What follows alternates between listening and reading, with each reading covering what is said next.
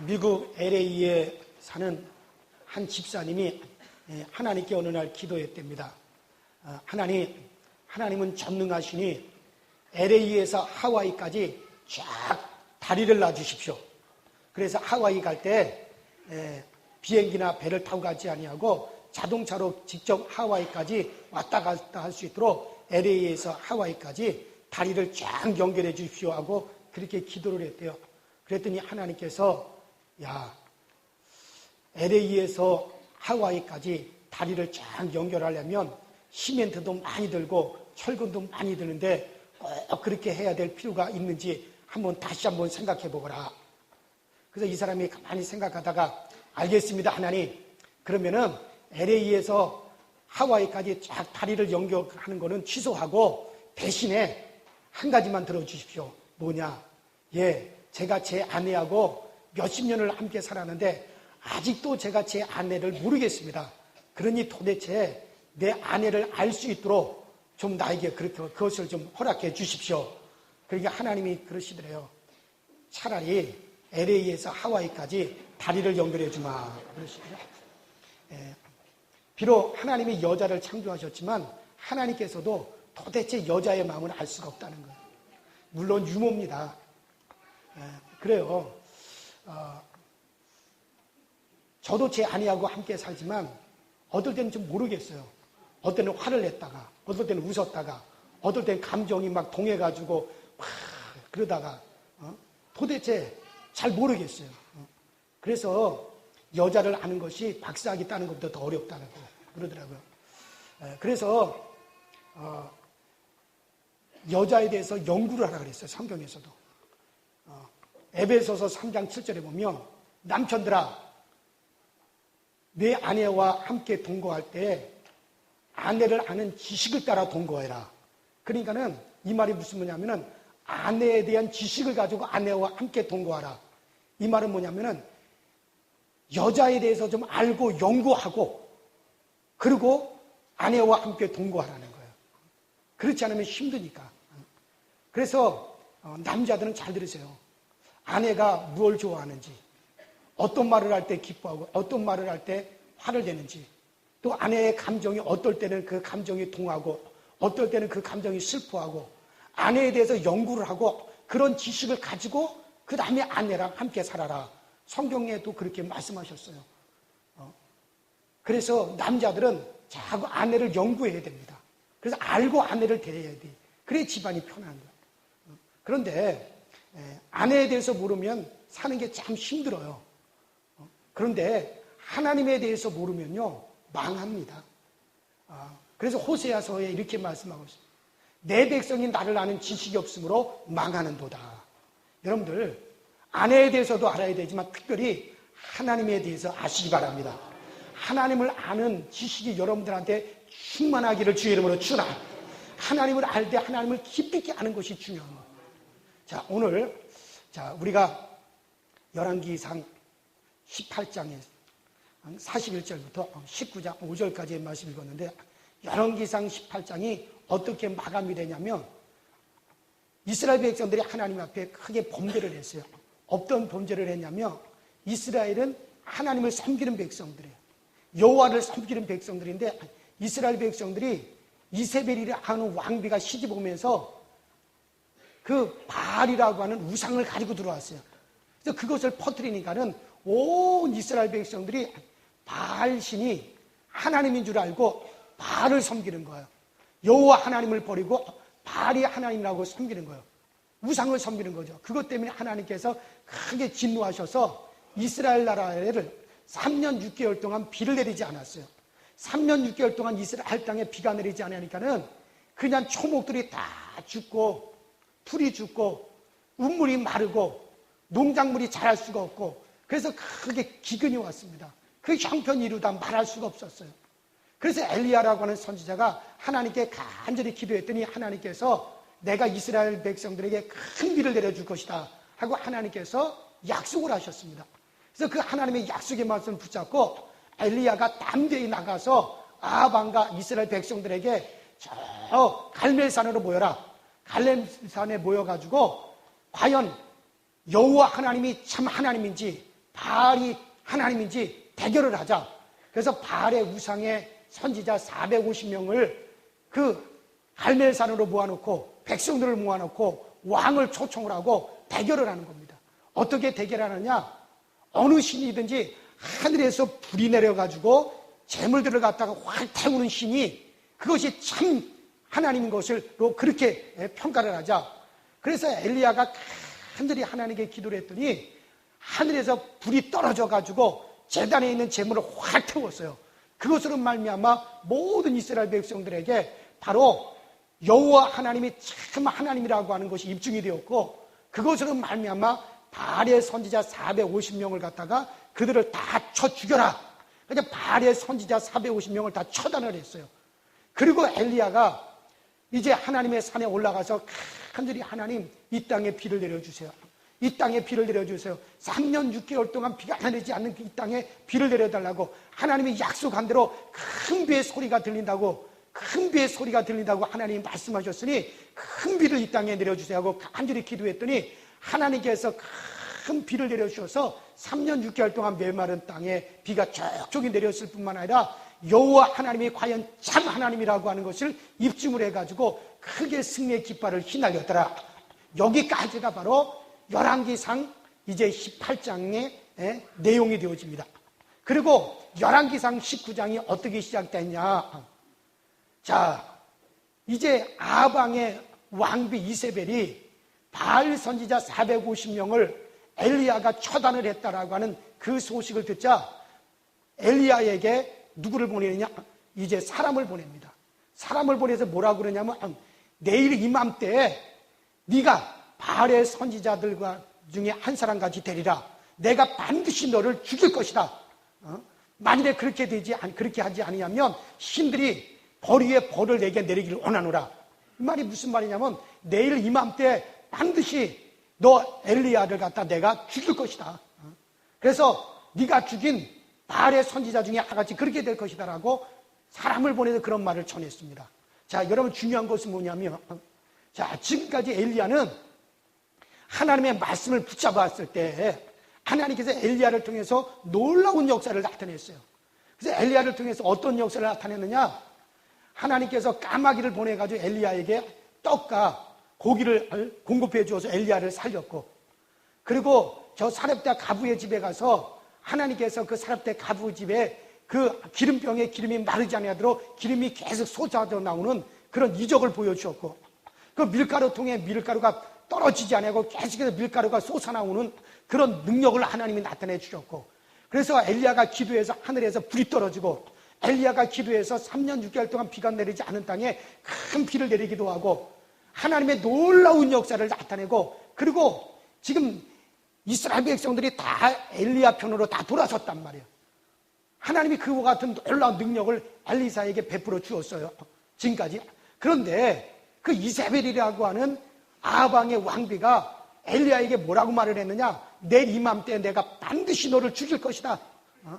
만약에 너를 죽이지 않으면 신들이 나에게 벌 위에 벌을 내리면 내가 마땅하도다.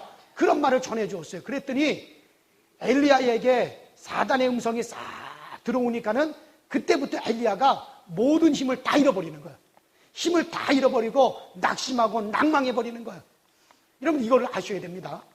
지금까지 엘리야가 하나님의 말씀에 붙들려 있을 때는 하나님의 큰 능력을 행하고 놀라운 역사를 나타냈고 힘을 얻어가지고 하나님의 능력과 역사를 나타냈어요. 그런데 이번에는 사단의 음성이 엘리야에게 쏙 들려가지고 엘리야에게 마음에 사단의 음성이 들려옵니다. 너 내일 반드시 죽이리라. 그런 사단의 음성이 딱 들어와서 딱 자리를 잡으니까 그때부터 엘리야가 모든 힘을 다 잃어버리고 마는 거예요. 낙심해버리고 마는 거예요. 좌절해버리고 마는 거예요.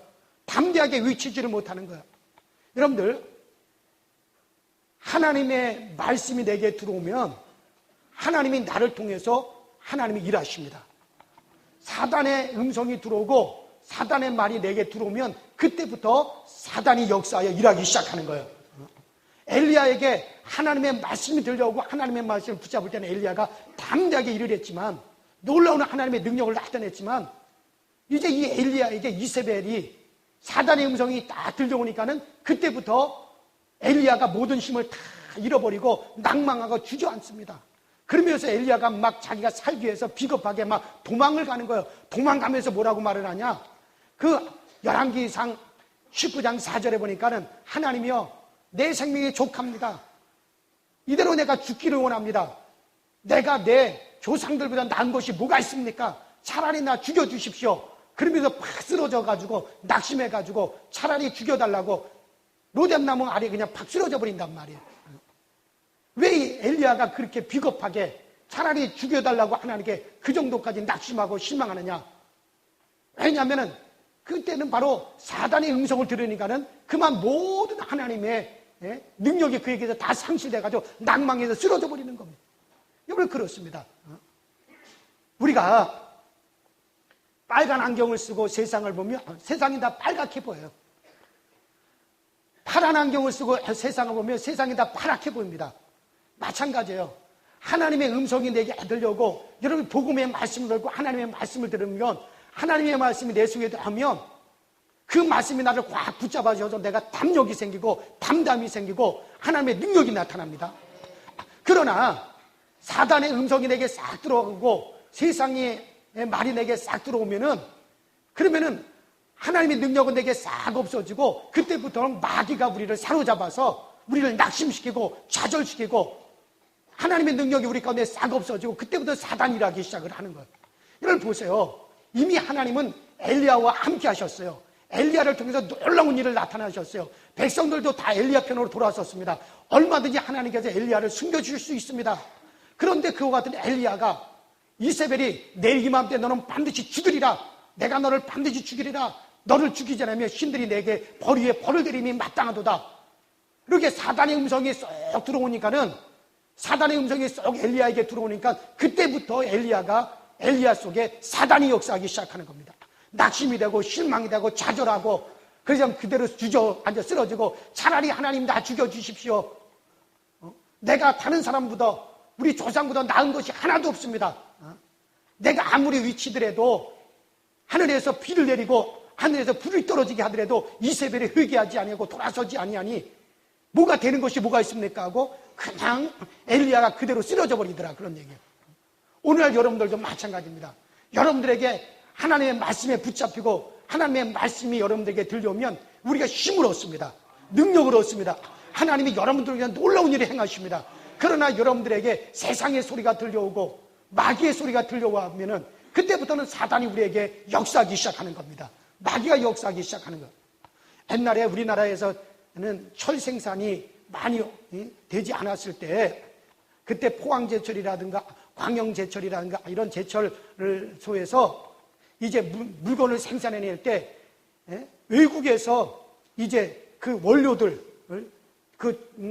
철들을 갖다 외국에서 수입을 많이 했대요. 근데 그때 수입할 때 물론 이제 원광석, 철의 원석도 수입을 했지만은 외국에서 고철들을 많이 가져왔답니다. 외국에서 고철들을 다 많이 가져와가지고 그 용광로에 녹여가지고 이제 제품을 만들어냈는데 그때 한때 우리나라에서 일본에서 고철들을 갖다 그렇게 많이 수입을 했대요. 그때 일본에서부터 고철들을 수입해 들어올 때 그 고철 중에는 별의별 것이 많았답니다. 깡통도 있고 다 망가진 자전거도 있고 재봉틀도 있고 뭐 금고 쇳덩어리도 있고 그리고 또 이제 자동차도 있고 자동차 엔진도 있고 부속품도 있고 뭐 여러 가지 종류의 고철들이 많이 들어왔는데 이제 그것을 녹여가지고 제품을 만들어냈대요. 우리나라에서 그 포항제철이라든가 광영제철이라든가 이런 데서. 근데 그 고철 중에는 쓸만한 것들이 꽤 많이 있었답니다. 예를 들어서 자동차 엔진 같은 것들도 고철로 들어오거든요. 그러면 그 자동차 엔진 중에서 좋은 것들은 빼내가지고 그것을 갖다 수리해가지고 자동차에 붙여가지고 자동차를 타고 다녔다 그러더라고요. 근데 어쨌든 뭐 고철 중에 별의별 종류의 많은 형태의 고철들이 들어오지만 그 고철들은 역시 고철입니다. 그런 것들이 다 용광로에 들어가가지고 그것을 녹여가지고 제품을 만들어내거든요. 그렇게 해가지고 이제 제품을 만들어가지고 판매를 했는데 그런데 그 고철들이 어떤 형태로서 생산이 되느냐. 예를 들어서 그 고철이 형태가 좋다고 해가지고 좋은 제품이 되는 게 아니에요. 무엇이든지 다 용광로에 넣어가지고 어떤 형태에 붓느냐에 따라서 이것이 좋은 제품이 되기도 하고 나쁜 제품이 되기도 하는 거거든요. 어떤 형태로 붙느냐. 예를 들어가지고 그 고초들을 갖다가 다 용광로에 집어넣어가지고 그 비밀이라고 하는 형틀에다 부으면은 그것은 비밀이라고 하는 그러한 이제 제품으로 생산이 되는 것이고, 그것을 갖다가 이제 우리가 건축 현장에서 쓰는 그 같은 철근이라는 형틀에 놓고 그 샘물을 갖다 부으면은 철근 가락이 쭉쭉쭉 돼가지고 그것이 나오는 거고, 그 다음에 거기에다가 자동차 엔진의 형틀에다가 샘물을 부으면은 그러면 그것은 자동차 엔진이 되어가지고 나오는 겁니다. 그리고 여러분들 철판을 만드는 거 보면은 참 재미있습니다. 제가 제철소에 가가지고 직접 봤는데 그 철판을 만들 때 보면은 시뻘겋게 달군 그 같은 쇳덩어리가 시뻘겋게 달겨져가지고 쭉 나오면 그 위에다가 큰 로라가 쭉 밀어요. 로라를 쭉 밀어요. 그러면 그게 납작하게 펴지는 거거든요. 마치 옛날에 우리 어머니가 그 칼국수를 만들 때 그 밀가루 큰 덩어리를 갖다가 홍두깨로 쫙쫙 밀면은 그게 쭉쭉쭉쭉 펴지듯이, 그렇게 그 시뻘겋게 달궈진 그 쇳덩어리를 갖다가 그냥 큰 로라가 그걸 갖다가 쫙 돌면서 피니까는 쫙 펴져가지고 이렇게 감겨져가지고 그것이 새 철판으로 만들어지더라고요. 어쨌든 간에 어떤 형틀에다 붙느냐에 따라서 그것이 제품이 나오는 거예요. 이런 제품도 나오고 저런 제품도 나오는 거거든요. 그러니까 여러분, 예를 들어서 우리들도 마찬가지거든요. 예를 들어서 주님께서 베드로에게 베드로야 너는 이제부터 사람을 낳는 어부가 되리라 이렇게 말씀하셨단 말이에요. 그러면 그 말씀의 형틀에다가 베드로를 갖다 이렇게 붙는 거예요. 그러면은 이제 사람을 낳는 어부가 되리라고 하는 말씀의 형틀에다 이렇게 베드로를 이렇게 부으면은, 그러면은 과거에 베드로가 어땠는지, 그러니까 과거의 그 고철이, 과거의 그 고철이 뭐 엔진이었든지 깡통이었든지 자전거였든지 그거 상관없이 용광로에 들어가가지고 다 샘물로 바뀌어지게 되면, 그 다음에는 과거에 어떤 모습이 있든지 상관없이 어느 형틀에 붙느냐에 따라서 그 제품으로 굳어져가지고 나오듯이, 이거까지 베드로가 과거의 모습이 어땠든 간에 베드로를 갖다가 사람을 낳는 어부라고 하는 말씀의 형틀에다가 베드로를 다 부어가지고 식히니까는 베드로가 뭐가 돼가지고 나오는 거예요? 사람을 낳는 어부가 되어서 나오는 거예요. 그래서 이 베드로가 하루에 3,000명을 회개시키고 그들에게 세례를 주고 그들을 구원시키고 또 죽은 도로가를 살려내고 그리고 안진뱅이를 일으키고 그 사람을 낳는 어부가 돼가지고 놀라운 역사를 나타내더라는 얘기죠. 마찬가지입니다, 여러분들. 우리가 예수를 믿고 내가 구원받고 난 다음에는 우리 모두는 다 어디냐? 용광로 속에 들어가가지고 샘물이 된 것과 똑같은 겁니다. 이제는 우리를 갖다가 어떤 말씀의 형틀에다가 나를 부어가지고 붙이느냐에 따라서 우리가 다 그렇게 되어지는 겁니다. 그러니까 우리를 갖다가 주님께서 정말 우리를 의로움이라고 하는 말씀의 형틀에다 우리를 부으면은 우리를 의롭게 돼가지고 나오는 거고, 우리를 갖다가 주님께서 거룩함이라고 하는 그 말씀의 형틀에다가 우리를 부으면은 우리는 거룩한 자가 되어서 나오는 거고, 우리를 갖다가 영광의 말씀의 형틀에다 나를 부어가지고 부으면서 나오면 우리가 영광스러운 사람이 되고, 우리를 갖다 축복의 말씀의 형틀에다 나를 부어가지고 나오면은 내가 축복의 사람이 되어지는 겁니다. 복의 사람이 되어지는 겁니다. 그래서 이제부터 우리는 예수 믿고 난 다음에 우리 모두는 용광로에 들어가가지고 모든 고철이 용광로에 들어가가지고 다 녹여져가지고 샘물이 되듯이 예수 믿고 우리가 구원받고 난 다음에는 우리 모두가 다 그렇게 되어졌어요. 이제는 어떤 말씀의 형틀에다가 붙느냐에 따라서 내가 그러한 사람이 되어지는 겁니다. 내가 비록 추하고 더럽다 할지라도 나의 과거가 정말 그렇게 의롭지 못하다 할지라도 정말 내가 의로움의 말씀, 예수 그리스도로 말미암아 우리를 의롭게 되었느니라 라고 하는 이 말씀을 내가 붙잡으면 나는 의로운 자가 되어지는 거예요. 여러분, 이제 우리가 정말 비록 내가 추하고 죄가 많고 더러운 죄가 내게 있다 할지라도 우리 주님께서 내가 너를 구속하였고 내가 너를 지명하여 부르나니 너는 내 것이라, 내가 너를 거룩한 백성이 되게 하리라, 그 말씀을 내가 꽉 붙잡으면 나는 거룩한 하나님의 백성이 되어지는 거예요. 이제부터는 우리는 다 용광로에 우리의 과거의 모습이 어떠하든지 간에 우리를 다 용광로 속에 집어넣어가지고 샘물이 되게 한 것과 같은 거예요. 이제는 내가 어떤 말씀의 형틀에 내가 나를 붙느냐에 따라서 그대로 굳어져서 우리 그대로 되어진단 말이에요. 예를 들어서 제가 그런 간증을 읽어본 적이 있어요. 어떤 사람이 사업을 한 겁니다. 이 사람이 크게 사업을 했는데 그만 그 사업에 쫄딱 망해버렸어요. 쫄딱 망해버렸어도 이 사람이 하나님의 말씀을 붙잡는 거예요. 두려워하지 말라. 내가 너와 함께함이라. 놀라지 마라. 나는 너의 하나님이 됨이라. 나의 의로운 오른손으로 너를 붙들리라. 내가 너와 함께함이라. 이 말씀을 강하게 붙들고, 그리고 정말 이사야서 41장에 이 말씀을 붙잡고, 그 다음에 네가 불 가운데 지날지라도 불이 너를 태우지 못할 것이, 네가 물 가운데 지날지라도 물이 너를 함몰지 못하리라. 내가 너를 구속하였으니 너는 내 것이라. 내가 너를 붙잡아 주리라. 이 말씀을 그가 굳건하게 붙잡고, 아무리 불 가운데 지날지라도 불이 나를 사르지 못할 것이다. 물 가운데 지날지라도 물이 나를 함몰지 못할 것이다. 그 하나님은 나를 도와주신다. 하나님의 말씀을 굳건하게 잡았단 말이야. 근데 그 말씀을 굳건하게 붙잡았는데 그만 이 사람이 부도를 내고 경제사범으로 이 사람이 이제 감옥에 가게 되었단 말이야. 이 사람이 감옥에 갇혀가지고 또 하나님께 기도하는 거예요. 하나님 나를 도와주세요.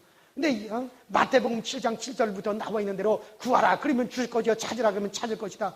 너희가 자기 자식이 떡을 구하는 자에게 돌을 주는 아버지가 어디 있겠느냐. 뱀을 생선을 구하는 자식에게 뱀을 주는 아버지가 어디 있느냐. 아무리 악한 자라 할지라도 자기 자식에게 좋은 것을 주줄 알거든. 하물며 너희 아버지께서 너희 천국께서 구하는 너희에게 좋은 것을 주시지 않겠느냐.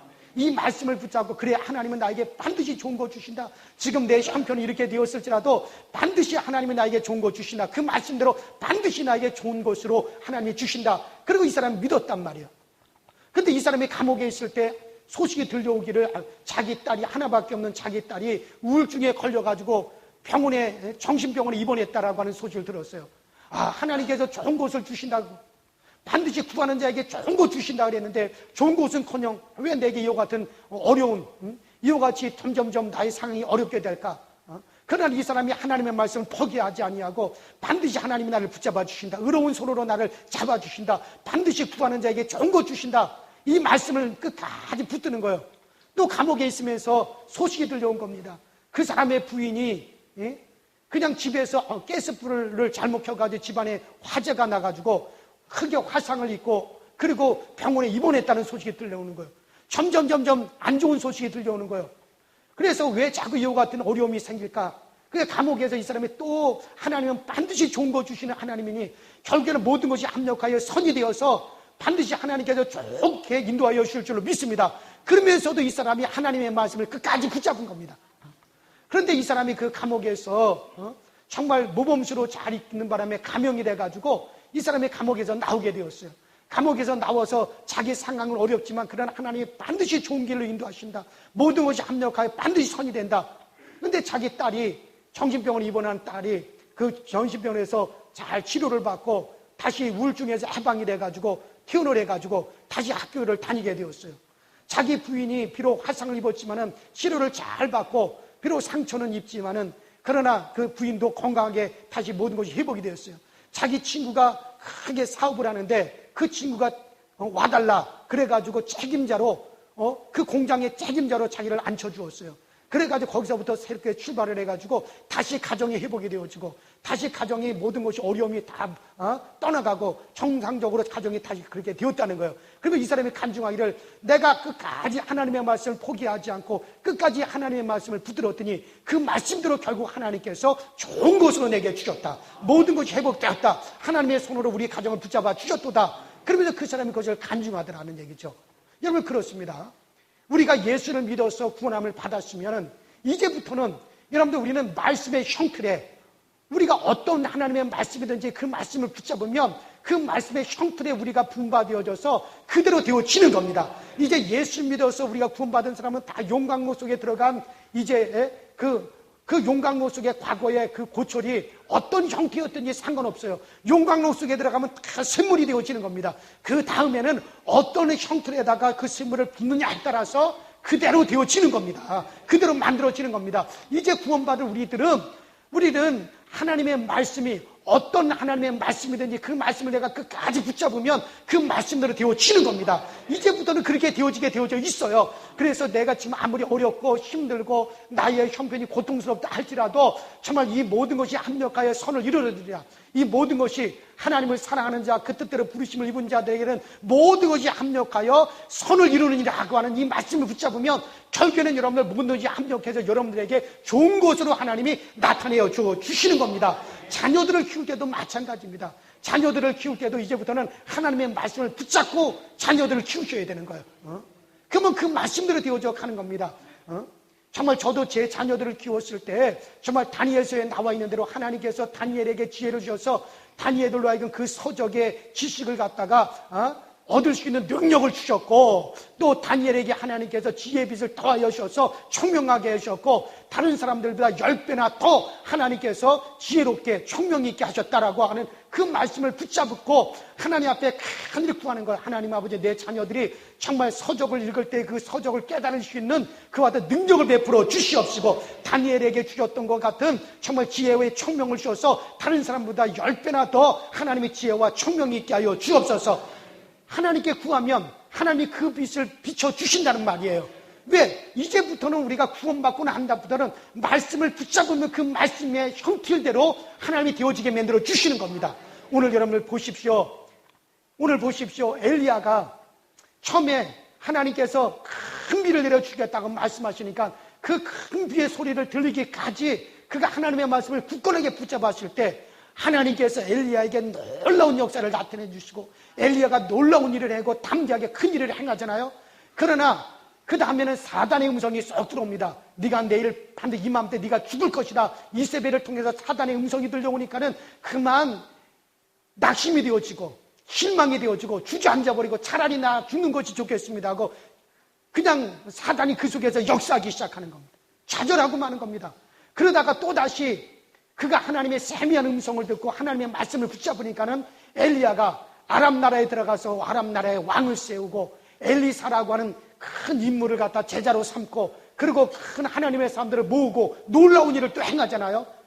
이건 마찬가지입니다. 오늘날 여러분들이 하나님의 말씀에 끝까지 말씀에 잡히고 끝까지 내가 말씀을 붙잡으면 하나님이 우리들 속에 크게 힘있게 역사하실 겁니다. 세상의 소리를 차단하십시오. 끝까지 하나님의 말씀만 우리에게 들려오게 하십시오. 그러면 하나님은 여러분들을 놀랍게 역사하여 주실 것입니다. 그래서 우리 모두에게 끝까지 하나님의 음성만 들려오게 하시고 끝까지 여러분들 하나님의 말씀만 붙잡고 나가면 오늘날 우리 모두를 갖다가 하나님께서는 그리스도의 형상에 이르기까지 여러분과 저를 변화시켜주는 놀라운 영광을 얻게 될 줄로 믿으시기를 주의 이름으로 축원합니다.